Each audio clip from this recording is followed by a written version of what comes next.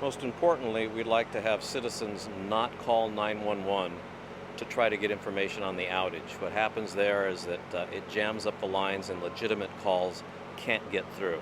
And that's been happening. People are calling just wondering what's happening, or they're low on oxygen, they need help. We're only dealing with life or death calls right now because of the current emergency. We've shifted into an emergency plan that we have for our operations, and it calls for us just to respond to life or death type situations. Some of our crews that have been responding to traffic accidents and fire engines have actually been transporting victims of traffic accidents to the hospital in the fire engine or the truck potentially. That's because all the ambulances are busy and it would be a long wait before an ambulance got to the scene of an accident. So we've been doing that in some instances. We've also have a couple of water tenders, three, that we have staffed with personnel in the event that we are responding to a fire in an area where perhaps there are some water pressure issues because of the city's pump stations. About 5 out of 50 or so are down right now, or 8 out of 50 are down.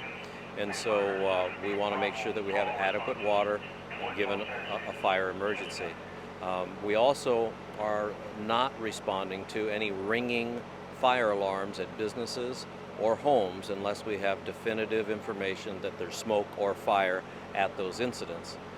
In addition, we are not going to rescue anyone out of an elevator that's stuck in an elevator. We've had 77 of those type calls. That includes 5 for Chula Vista.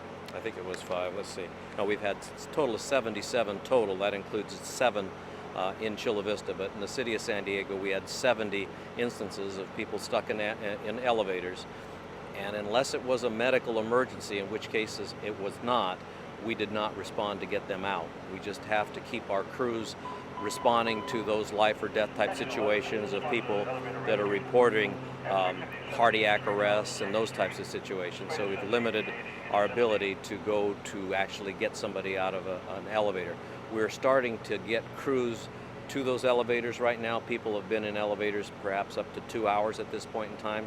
And of course that concerns us because that could now turn into a medical emergency at those elevators. So now that we're having freeing up some crews, the volume's kind of going down a little bit. Now we can kind of get back to those calls.